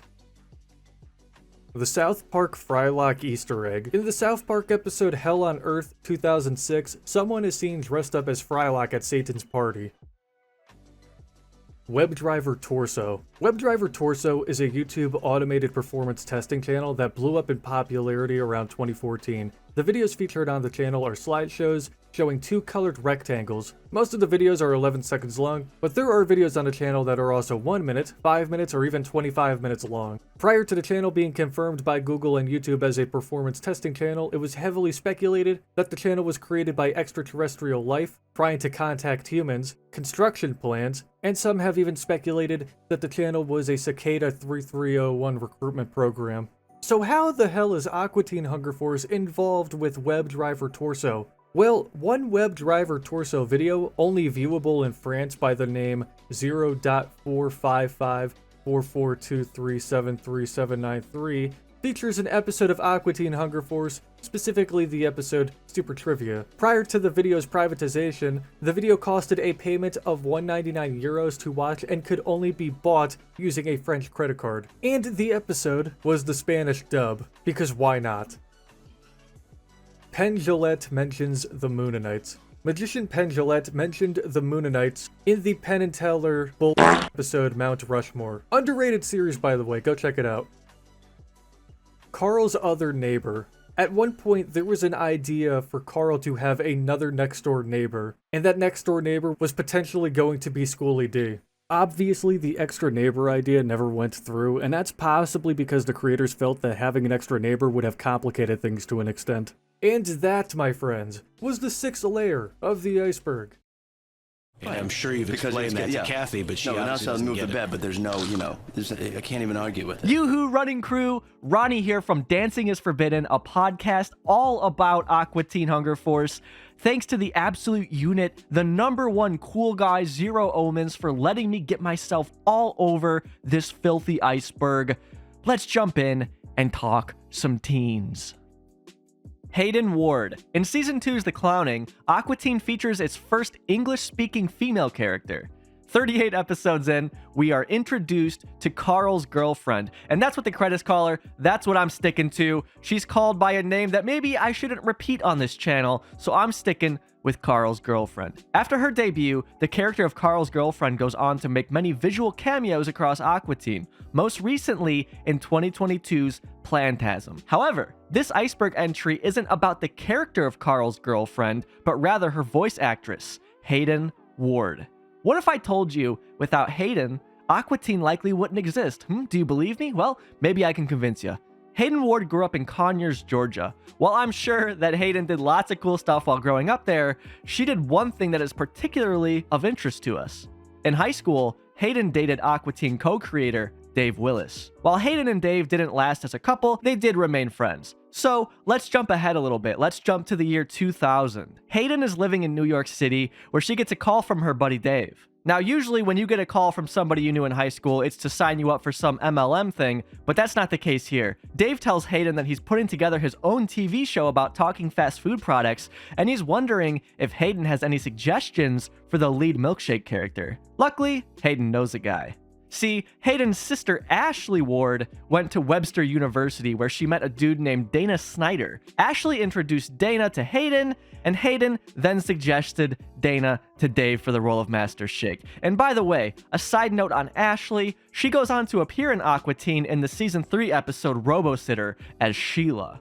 However, Hayden's influence on Aqua Teen does not end there. Remember how I said she was living in New York City? While there, she was working at the UCB Theater. Hayden shared ticket booth duties with a guy by the name of Chris Ward, also known as MC Chris. And despite sharing the same last name, the two are not related. Believe me, I asked.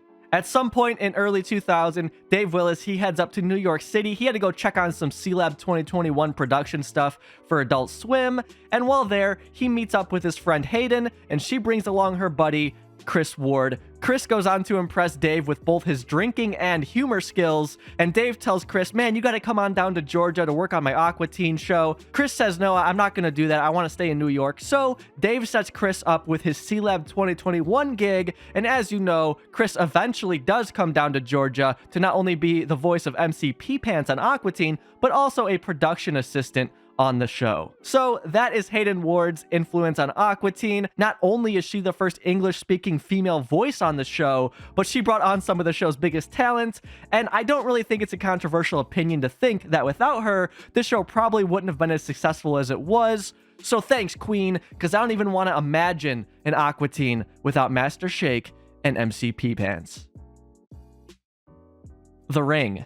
While Aqua Teen has been featured in dramas like The Sopranos and Breaking Bad, as well as cartoons like C-Lab 2021, Brak Show, and Powerpuff Girls, did you know that Aqua Teen Hunger Force was featured in horror film The Ring?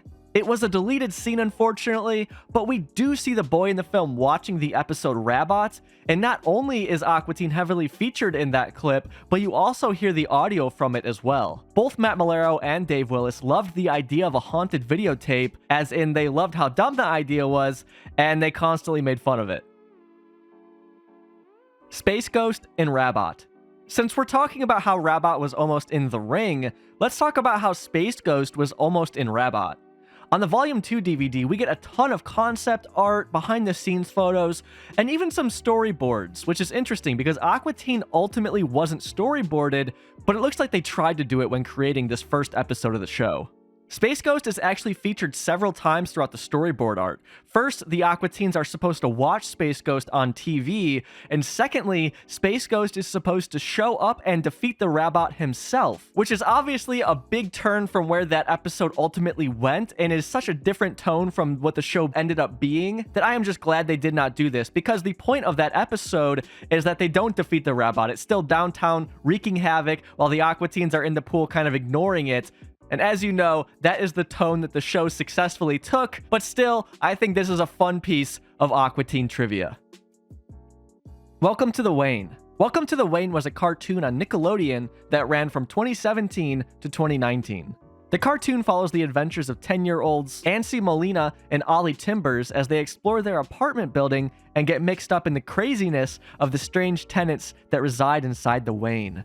And I know you're thinking now, okay, Ronnie, cool. Why are you telling me about this other show? This is an Aqua Teen Iceberg. Why did ZeroOmens let you on here? Slow down there. I'll tell you why you care about this. Because Aqua Teen crew Dave Willis, Carrie Means, and Dana Snyder all play major supporting characters on the show across many episodes. So that's right. They didn't just play one character one time. They play many characters that show up multiple times throughout the show's short run. Some of them even show up in the same episode together, so you might see Dana Snyder and Dave Willis trading some lines in an episode. And worth noting that Matt Malero, as well as Oglethorpe voice actor Andy Merrill, who, also voices Brak, both those guys show up a couple times on the show as well. So if you're ever sitting around, you want to hear these guys' voices, but you don't want to watch Aqua Teen for some weird reason, turn on Welcome to the Wayne.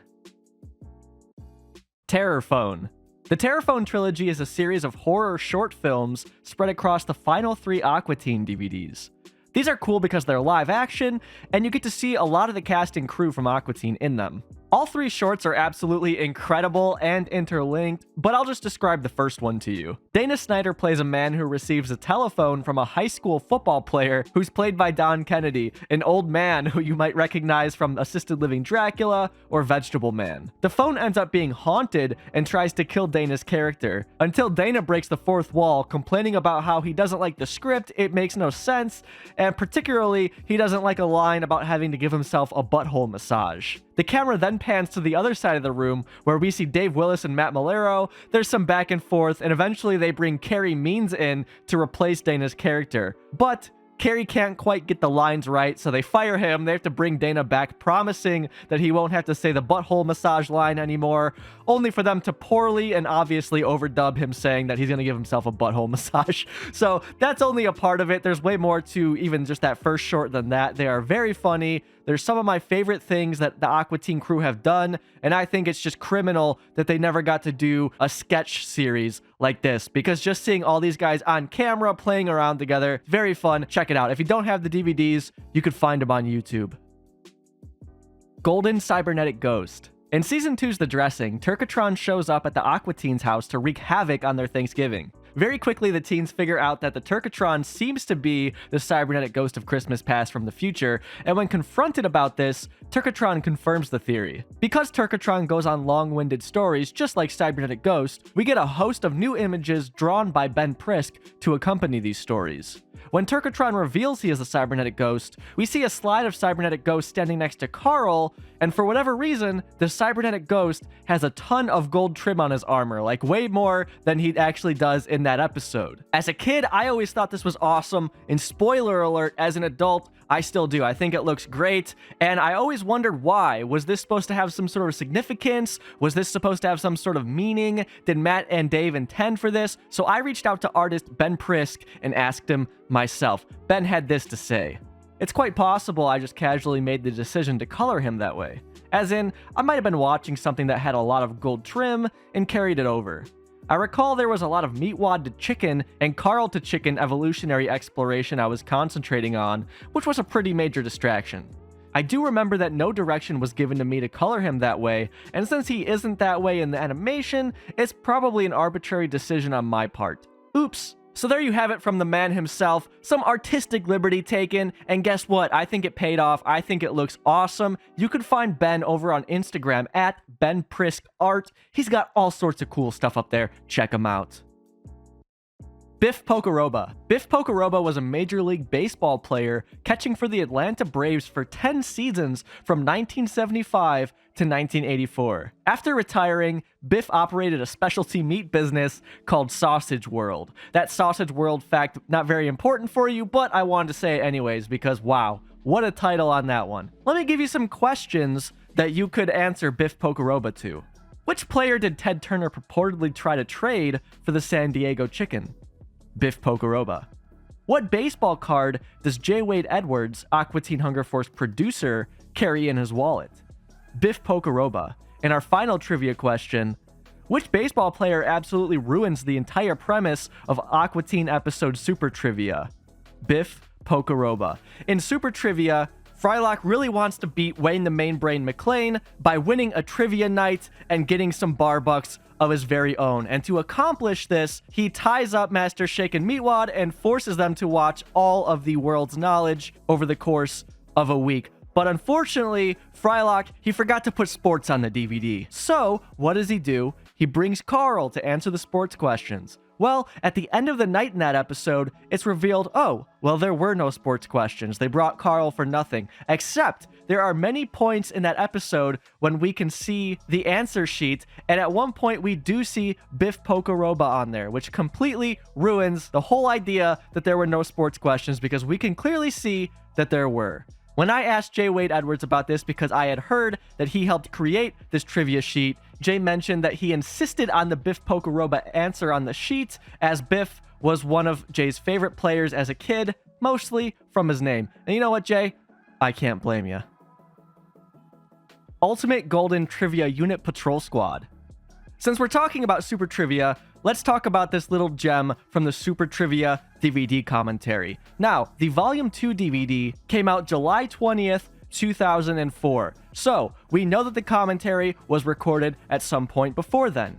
In the commentary, Dave Willis reveals that he and J. Wade Edwards did trivia under the name Ultimate Golden Trivia Unit Patrol Squad at one point. Now, if that name sounds somewhat familiar, that's because the show later rebranded as Aqua Unit Patrol Squad 1 in 2011. So at least 6 years before the show rebranded, Dave, he had this idea swimming around in his head. Eventually, it got out. Actually, on the commentary, Dave alludes to it being a short film idea as well. I wonder what that short film would have been. I guess I should ask him one of these days. Total Recall Computer. In the episode Total Recall, Frylock accidentally kills Carl with his super toilet. At one point, Frylock connects Carl's detached head to Frylock's computer, where Carl's brainwaves can be read. Meatwad comments on how Carl is dropping F-bombs, and he's correct. While you can never see the entire screen at once, you can pause at several times and figure out what Carl is saying. I'll read you the uncensored text. Oh man, I swear to God, Fryman, I'm so right now. Oh, and by the way, I hope you enjoy eating your own because I'm about to rip your throat out and shove it so far up your that you have to fart to breathe. As a 10-year-old kid, I have fond memories of sitting there for at least 3 minutes trying to pause my DVD player with a laggy remote until I finally did it and I got to see the F-bombs. It was probably one of the top 10 moments of my life, easily. However, if you're a 10-year-old kid now sitting on HBO Max, you're going to have a different experience. HBO Max actually replaced the original text with edited text.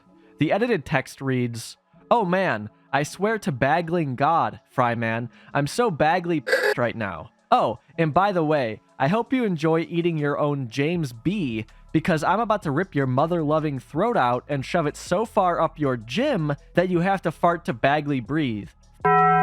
So yes, they replaced the text on the screen with what I just read, which is so strange because you see it for like half a second and you have to pause it and compile it together to try and figure out what's even being said. So I'm shocked that they went through and replaced this. I wondered who wrote the new text, and I asked Dave Willis about this. He actually didn't even know that the text was changed, let alone who wrote the new copy.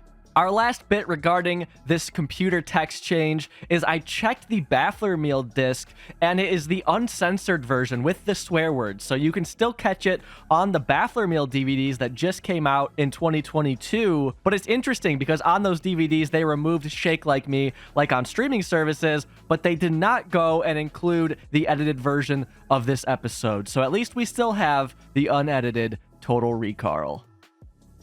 We Got Us Some MedicalWaste.com.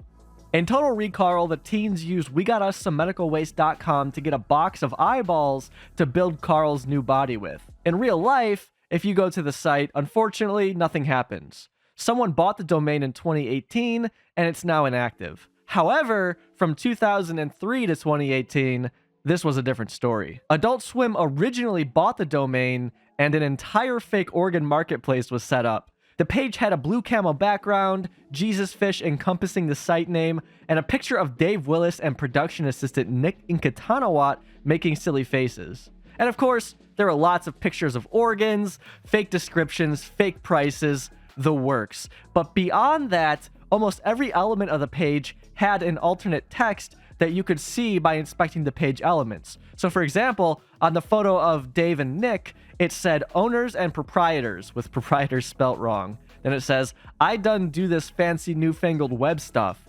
She done all the order taken and sendin'. So you can see it was all kind of written in a southern kind of tone. Remember, Aqua Teen made in the South, and the entire website is that way. Luckily, you can still find this page on Wayback Machine because a lot of work was put into it, so I'm glad you can still see it. Unfortunately, though, it doesn't work. You can't buy any organs on it, so please let me know down in the comments below where I should do all my future organ shopping. Alright, that's it for me. Thanks so much to ZeroOmens for letting me come on here and talk teens with you. And in case you're wondering, yes, ZeroOmens, he's a nice guy. Not only did he let me partake in this video, but he also taught me 3 new skateboard tricks for free. How about that? Again, my podcast is called Dancing is Forbidden. You can find it at dancingisforbidden.com. Otherwise, it's on Apple Podcasts, Spotify, YouTube, anywhere you could find podcasts, it's there. Every Monday, we're either diving through an episode of Aqua Teen trying to find all the facts we possibly can about it, or I'm interviewing people from the show. If you're watching this video this far, I suspect you might like it. Hope to see you there. In the meantime, prepare yourself, brace yourself for the 7th level of the Iceberg. Hey, what's up? I'm back again. Just wanted to pop in one more time to let you guys know that my band Water on Red is putting out a deluxe edition of our album Fatalism on March 20th. The deluxe edition will include our single Anxiety, plus 3 brand new tracks and 2 demos, for a total of 19 songs. The standard edition of our album is out on Spotify, Apple Music, Deezer, and more if you want to check it out. You can even check out the tracks on our YouTube page. No pressure though. And if you don't vibe with our music, then no worries at all. Thank you for letting me plug my band, but without further ado, no more interruptions from here on out. It's time to get weird, baby. Let's dive back into the rest of the iceberg. If anyone calls, we're off to the vet to get someone spayed, neutered, and maybe, just maybe, if he's lucky, put to sleep. Zombieland Aqua Teen poster. In the 2009 film Zombieland, an Aqua Teen Hunger Force poster can be seen by the door of Columbus's apartment. 1-800-CALL-ATT commercial. Look at me! I'm dialing down the center. Shake. No one is gonna think you're Carrot Top. In either 2001 or 2002, the Aqua Teens were featured on a 1-800-CALL ATT commercial. In the advertisement, Shake is seen rocking some orange hair. Now, this hairstyle should look very familiar to a lot of you guys, and that's because it resembles comedian Carrot Top's hair, who was also featured on a Call ATT commercial too. Oh yeah, and Shake also had the exact same hairstyle in the episode Rabot, except the shade of his hair in the episode was brown and not orange. Dark Waters cameo. In the 2019 film Dark Waters, Mark Ruffalo's character is seen feeding his baby in the year 1998. However, the cartoon playing behind him is Aqua Teen Hunger Force, specifically episode 100, which came out in 2010. Dodge commercial. There is an old Dodge advertisement featuring two construction workers sitting inside of a brand new Dodge Ram. The passenger in the vehicle begins to choke on a piece of beef jerky, and instead of the driver performing the Heimlich maneuver, he takes a more responsible approach to helping his friend. The driver speeds down a dirt road as fast as lightning before stomping on the brakes, which results in the throat jerky from the passenger to be spat back up onto the windshield. The passenger lived to see another day, and oh look, what's this? Is that Meatwad? Well, what's he doing there? What's going on here? So some of you guys mentioned this commercial to me in the comments of my last Aqua Teen Iceberg video, and I'll be totally honest, I don't remember seeing this ad growing up. This was a very interesting discovery for me. Shout out to all the comments on screen who told me about this commercial. Aqua Teen Hunger Force Duke Nukem Easter egg. There's an Aqua Teen Easter egg in Duke Nukem Forever. If you listen to the message on the phone in the employee's office of the strip club, you'll hear a voice message that says, "Tonight, you," which is straight up Hand Banana's catchphrase. Tonight, you. How old is Meatwad? So how old is Meatwad? Welp, nobody really knows. In the episode Super Trivia, Frylock tells Meatwad that he's not old enough to drink alcohol. In the episode Spirit Journey Formation Anniversary, Meatwad states that he's 55. In the episode 2.5 Star Wars out of 5, or Pinkman, Meatwad says that he's 37 years old. In the episode Rabbi Redux, Meatwad states that he'll be 37 in July. In the episode Knapsack, Frylock says that Meatwad is 6. And in the episode Working Stiffs, Frylock mentions that Meatwad has the mind of a 10-year-old. And according to the Aqua Teen Wiki, Meatwad is 46. But if I had to make an educated guess, I'd say Meatwad is like 68 years old. Dr. Weird and Frylock photo change. So in the first 3 seasons of Aqua Teen, there is a photo of a young Dr. Weird standing beside Frylock on top of the bookshelf in Frylock's room. However, the photo only makes an appearance or two in season 4 before disappearing completely until the season 6 episode Der Inflatable Führer. However, in that episode, the photo is updated to show an older, or I guess modern, Dr. Weird standing next to Frylock. The updated photo makes another appearance in the episode Piranha Germs, before vanishing again until its final appearance in the episode Hospice. However, the version of the photo shown in that episode is the original. And just a quick disclaimer, I might be missing an episode or two, so please forgive me. I quickly skimmed through all 11 seasons the other day just to see which episodes featured the photo change. So what's up with the photos disappearing and being updated? What's going on with that? Well, I might have an explanation as to why the photo only appears in like 2 episodes of season 4 before completely vanishing. So during production of Colon movie film, all of the assets for the show had to be recreated, and those assets were also used for the series going forward. And while developing the movie, the creators were also working on the series at the exact same time. So it's very possible that the episodes in season 4 featuring the photo were created before the updated assets were instated. But that doesn't really explain why there is a newer Dr. Weird and Frylock photo in a couple of later episodes in the series, unless of course the newer photo exists because Frylock and Dr. Weird met face to face in Colon, and somehow during their crazy family reunion, they found some time to take a new photo together. And if that's the case, then that's a rare moment of continuity. But I doubt it, because if that were the case, the newer photo would be in the background of every episode post-Colon movie film. But then why is the original photo seen in Hospice? Where's the new photo? It just doesn't make any sense. So I've come to some conclusions. Either there's a real purpose behind this photo change, or Matt or Dave or someone did this to mess with the fans. And if you want my 2 cents, we're probably being debated.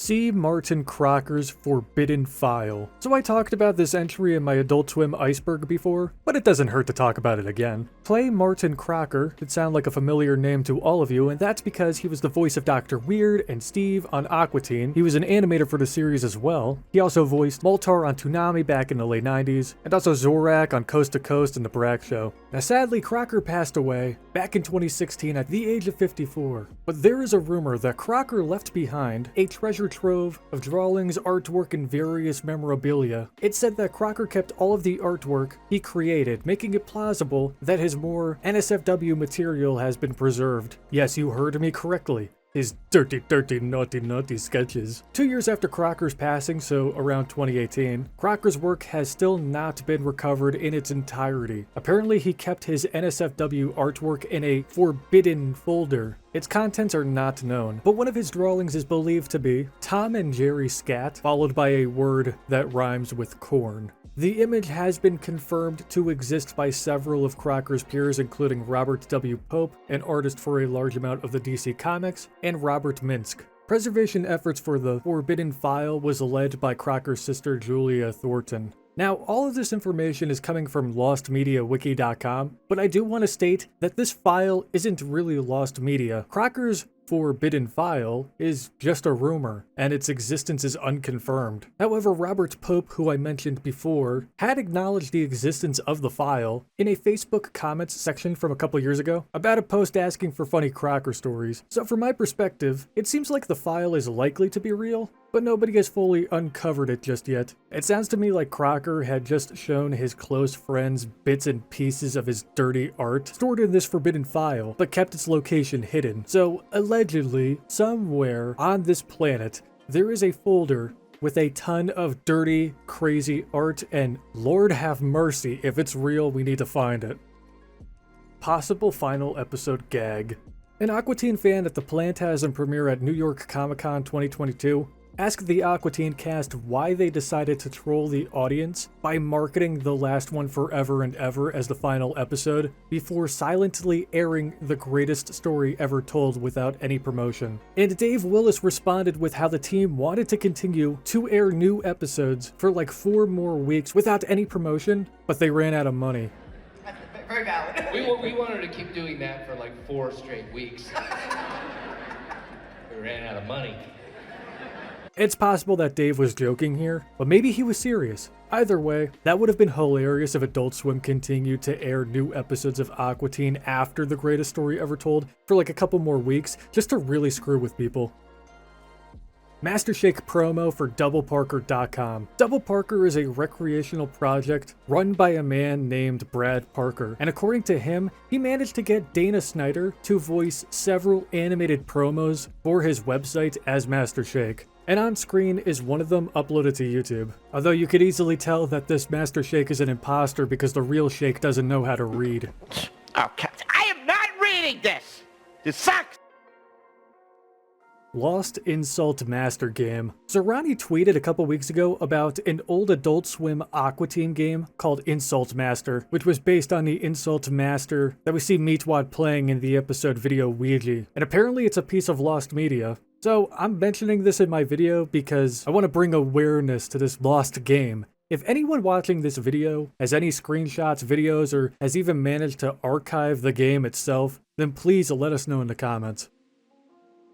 Rumored lost nude fighting game. According to Twitter user Deathly_Price, in the comments of Ronnie's tweet regarding the Lost Insult Master game, they explain that they explicitly remember ads for an old Adult Swim Flash fighting game on the website that users had to be 18 plus to play because it featured a bunch of Adult Swim characters nude, and that included Carl. So if anybody has any information on this rumored lost nude fighting game, then drop it in the comments as well.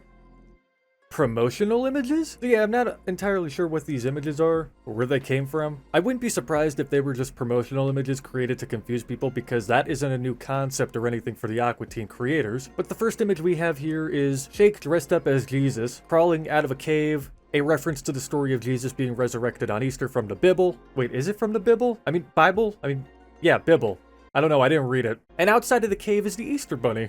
Was this like a promotional image for the last episode of season 11 or something? Because Shake is depicted as Jesus in The Greatest Story Ever Told, and then he dies, so maybe this image is him being resurrected? And let's take a look at this image. This is even more confusing. It's Shake, Frylock, and Meatwad made out of metal, I think? In a cat blasting Frylock. I hate putting these two images so far down on the chart, but I don't really know like what they're supposed to be. Were these promotional images? Maybe you guys can let me know in the comments. I don't know. Aqua Teen Hunger Force Simpsons movie sneak peek. For my research, sometime between Friday, July 20th, 2007 and Wednesday, July 25th, 2007, Adult Swim aired a Simpsons movie advertisement with a twist.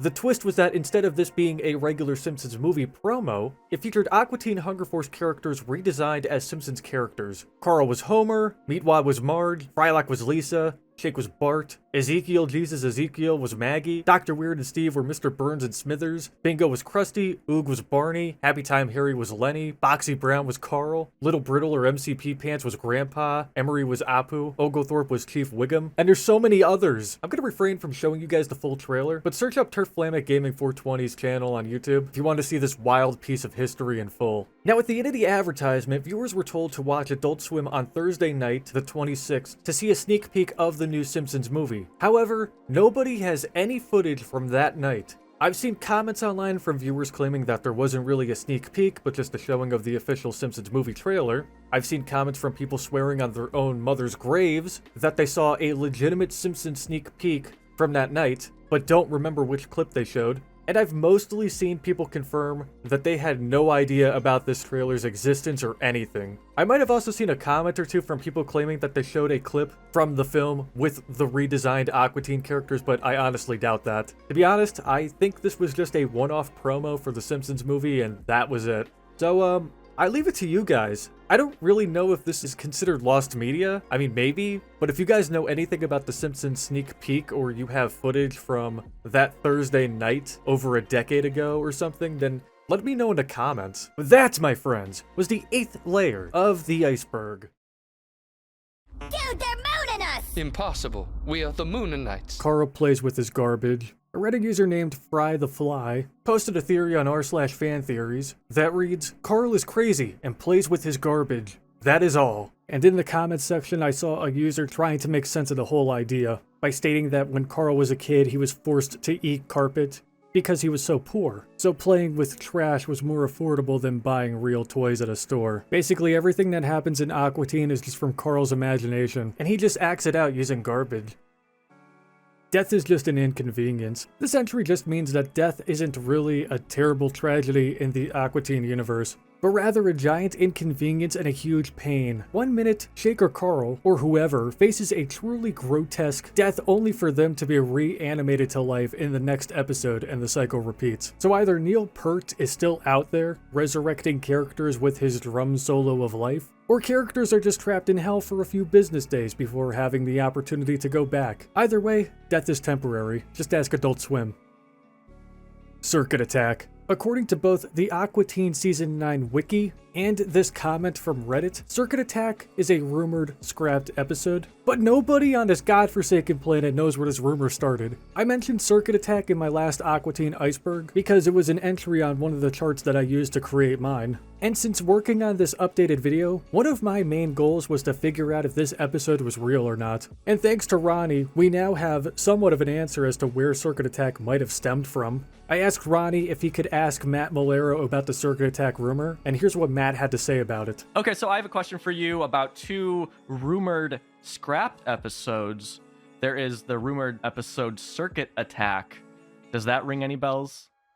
No, it doesn't. What's it about? I've never heard of Circuit Attack. I don't know about Circuit Attack. All I've seen is it's rumored that someone just gave a name. Obviously, I didn't really expect it to be true, but I wanted to ask you about that. Yeah, I don't know anything about that one. So yeah, Matt has never heard of Circuit Attack before. It's most likely that this rumor was started by someone looking to get attention. Unless Dave knows anything, but I doubt it. I truly think this Circuit Attack rumor is complete BS. Space Ghost totally died in Aqua Teen Hunger Force : movie film for theaters. I mean, we all saw it. Space Ghost blew up in : movie film and is never going to come back ever. Hashtag continuity. Master Shake ends Tony Soprano. An Aqua Teen fan at the Plantasm movie premiere at New York Comic-Con 2022 asked the cast what they thought of the Aqua Teen cameo in The Sopranos, and Dana Snyder responded jokingly with how Master Shake was going to kill Tony Soprano in the final episode. You know, already The Sopranos is a top-tier series, but I would have lost my mind if Shake stood behind Tony before the cut to black. Well, and also, Master Shake killed him in the last episode, but they didn't want to pay for new animation. That's what actually happened. Master Shake body pillow. I posted on Twitter that I was looking for some more entries for this iceberg, and Twitter user, The Masked Ink, YZ, or The Masked Inky Z, mentioned the Master Shake body pillow, and I've never heard of this, so I googled it. And I don't know if I was in the right neighborhood when I googled this entry. I found a thread from 2020 on Twitter where Context Aqua asked if anyone had any Aqua Teen merchandise, and user Smelly_Gray stated that they had a Master Shake body pillow. However, the pic of the pillow was deleted by the user, so I had to do some detective work to find this Master Shake Dakimakura. Now, I'm not entirely sure if this is the same pillow that Smelly_Gray posted and owns, but I found this image on Google, and it's the only image that I could find of a Master Shake body pillow. I even reversed image searched the photo and nothing popped up. So I have some questions. Number 1, where did this pillow come from? I mean, was it custom made? And number 2, is this your pillow, Smelly? But that, my friends, was the final layer of the iceberg. I'm gonna go take a nap. Truly, they were an Aqua Teen hunger force.